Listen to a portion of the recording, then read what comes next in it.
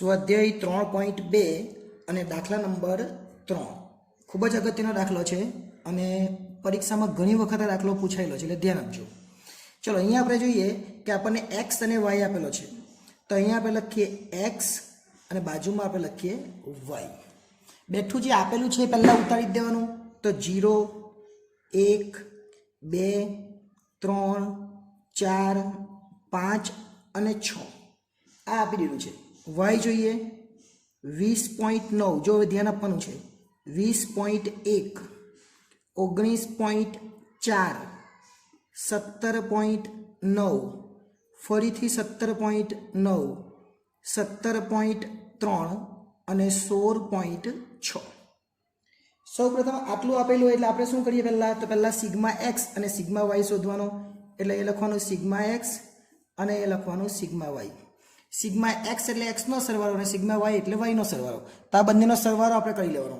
ચલો પહેલાં 0 1 2 3 4 5 6 એમ ટોટલ સરવાળો થઈ 21. એ જ રીતના 20.9 20.1 19.4 17.9 17.9 17.3 અને 16.6 એનો સરવાળો થાય 130.1. સરવાળો થઈ જાય એટલે આપણે એક્સ બાર અને વાય બાર શોધવાનો. એક્સ બાર એટલે સિગ્મા એક્સના છેદમાં એન અને વાય બાર એટલે સિગ્મા વાયના છેદમાં એન. આ નવું નથી આપણા માટે, આગળ કરી ચૂક્યો છે. એટલે એક્સ બાર કેટલો છે તો 21 સિગ્મા એક્સ. ટોટલ કેટલા 1 2 3 4 5 6 ને 7 એટલે n બરાબર 7. એ જ રીતના અહીંયા 130.1 અને n બરાબર છેદમાં 7 લેવાના. એટલે એક્સ બાર ઉપર આવશે 21ના છેદમાં 7 એટલે 3 અને વાય બાર આવશે 130.1 ભાગ્યા 7 એટલે 18.59. તો જો એક પોઈન્ટમાં આવ્યું અને એક પોઈન્ટ વગર આવ્યું તો આપણે એ બરાબર ધારી લેવાનું. એ બરાબર પોઈન્ટ નથી તો બેઠું જ ધારી લે. અને આ બાજુ બી બરાબર અને નજીકનો ધારી લેવાનો આંકડો, પણ ઉપર બધું જ પોઈન્ટમાં છે. એટલે આપણે એવું ધારવાનું જે આપણને કામ લાગે. જો આપણે અહીંયા ધારીએ 17.9 બે વખત છે એટલે એવી એકાદ રકમ લઈ લેવાની. એટલે આપણે 17.9 જ લઈ લે. આમાંની જ એકાદ રકમ લઈ લેવાની અને એને પાછું ભાગવું બી પડશે, જેથી કરીને પોઈન્ટ પર નીકળી જાય. અને ભાગવા માટે આપણે એને ધારવું પડે અહીંયા સી એક્સ કંઈ જ નથી એટલે એક જ ધારીશું કે કોઈ સંખ્યા નથી. પણ અહીંયા સી વાય એટલે પોઈન્ટ કરવા માટે 0.1 વડે ભાગી કાઢવાનું. જો 0.1 વડે ભાગી કાઢે તો પોઈન્ટ નીકળી જાય. ચલો આપણે અહીંયા સમજીએ. અહીંયા તમારે શું કરવાનું, પહેલાં યુ શોધવાનો. તો યુ બરાબર એક્સ માઇનસ એ અને છેદમાં સી એક્સ. એ તો નહીં લખે તો બી કંઈ નહીં, કેમ કે એક જ છે. અને વી બરાબર વાય માઇનસ બી છેદમાં સી વાય. સી વાય એટલે આપણે કહેતા તો ઉપર લખી દેજો. એ બરાબર કેટલા લીધા આપણે તો 3. સી એક્સ બરાબર કેટલા લીધા 1. અહીંયા બી બરાબર કેટલા લીધા 17.9 અને સી વાય બરાબર લીધા 0.1. આ ધ્યાન રાખવાનું. ઓકે, ચાલો હવે આપણે કરીએ. પહેલાં આપણે શું કીધું છે કે સી એક્સ જે આપણે થઈ રહ્યો અને સી વાય જે થઈ રહ્યો એના વડે આપણે ભાગાકાર કરવો પડે. તો પહેલાં 0 ઓછા 3 એટલે ઓછા 3 ભાગ્યા 1 એટલે ઓછા 3 જવાના. ભાગ્યા 1 અહીં કરવાની જરૂર જ નથી. 1 ઓછા 3 એટલે ઓછા 2. 3 ઓછા 3 એટલે 0. સોરી, અહીં તો 2 ઓછા 3 એટલે ઓછા 1. 3 ઓછા 3 એટલે 0. 4 ઓછા 3 એટલે 1. 5 ઓછા 3 એટલે 2 અને 6 ઓછા 3 એટલે 3. આ થઈ જાય કેટલા તો 0 જ થઈ જતા. અહીંયા 3 2 1 એટલે 6 અને 3 2 1 એટલે 6 6 6 એટલે 0. એટલે યુ તો 0 આવી ગયો. હવે વીની વાત કરીએ. વી કેટલા આવશે તો વીની અંદર શું કરું, 20.9 માંથી 17.9 બાદ કરવાના. 20.9 માંથી 17.9 બાદ કરીએ આપણે. આ રીતના કરવાનું. જો 20.9 માઇનસ 17.9 અને છેદમાં ભાગાકાર સિવાય એટલે કે 0.1 વડે કરવાનો. તો 20.9 માંથી 17.9 જાય એટલે 0.3 આવે અને છેદમાં 0.1 એટલે 0.3 ને 0.1 વડે ભાગે એટલે આપણને 30 મળી જાય. કેટલા મળે 30. કેવી રીતના ખબર પડીએ, જો તો આ તો આપણે નહીં આવે એટલે આપણે 3ના છેદમાં 10 અને નીચે 1 મૂકવાના ઉપર 10 મૂકવાના એટલે આપણને કેટલા મળી જાય 30 મળી જાય. એટલે આપણે ઉપર લખીશું 30.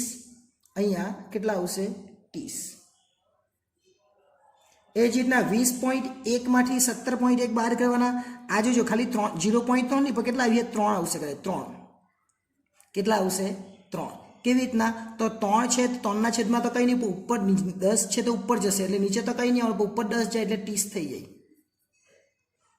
કેટલા આવશે 30, કેમ કે 20માંથી 17 જાય એટલે 0.9 ની પર 3 આવે. ઓકે, એ જ રીતના હવે 20.1 માંથી 17.9 બાદ કરવાના, એટલે 20.1 માંથી 17.9 બાદ કરીએ, 20.1 એમાંથી 17.9 બાદ કરવાના અને ભાગ્યા 0.1 કરીએ એટલે 22 આવે.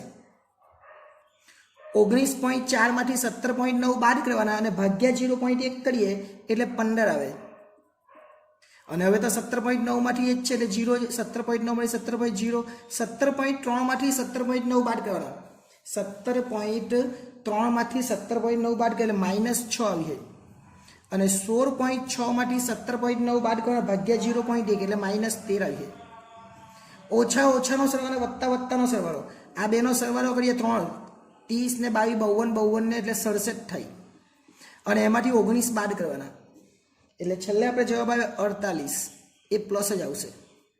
ઓકે, આટલું થઈ જાય પછી આપણે શું કરવાનું, યુવી આ બંનેનો ગુણાકાર, 30 તારી 90 પર ઓછા 1 છે એટલે ઓછા, 22 દુ 44 પરંતુ 1 ઓછા છે એટલે 1 ઓછા, 15 એકુ 15 ઓછા, 0 0, 6 દુ 12 ઓછા અને 13 તાલી 39 ઓછા.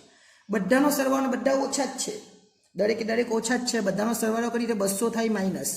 આપણને ફક્ત યુ સ્ક્વેરની જ જરૂર પડે એટલે યુ સ્ક્વેર જ સુધી, વી સ્ક્વેરની આપણને જરૂર નથી. એટલે યુ સ્ક્વેર કરીએ આપણે તો યુ એટલે 3નો વર્ગ 9, 2નો વર્ગ 4, 1નો વર્ગ 1, 0નો વર્ગ 0, 1નો વર્ગ 1, 2નો વર્ગ 4, 3નો વર્ગ 9, 10 14 14 28 જેવા થાય એટલે અહીંયા લખવાના 28.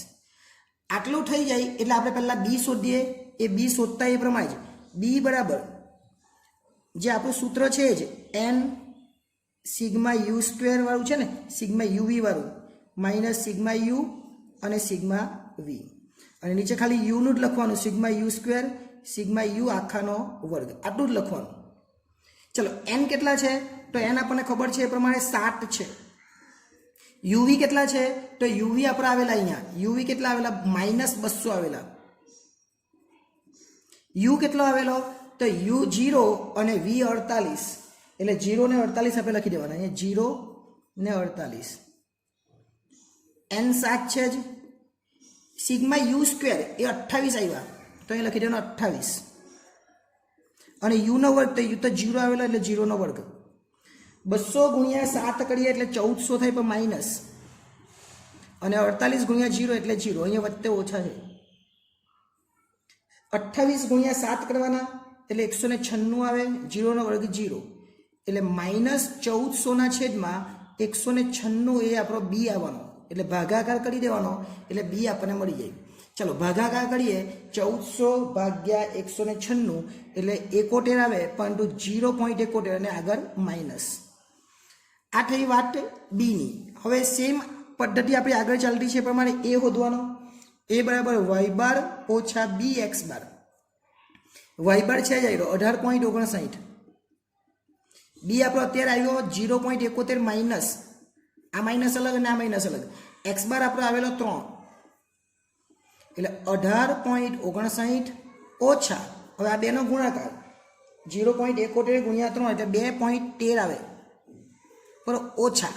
હવે આ ઓછા ઓછા કેવા થઈ જાય, વત્તા થઈ જાય એટલે 59 આવે, પછી વત્તા 2.13 એટલે 20 પોઈન્ટ કેટલા આવવાના તે જોઈ લે, 20.72 આવશે બેનો સરવાળો કરી એટલે, આને કહેવાય એ. ચલો એ પણ મળી ગયો, બી પણ મળી ગયો, તો હવે વાય કેપ મળી જાય.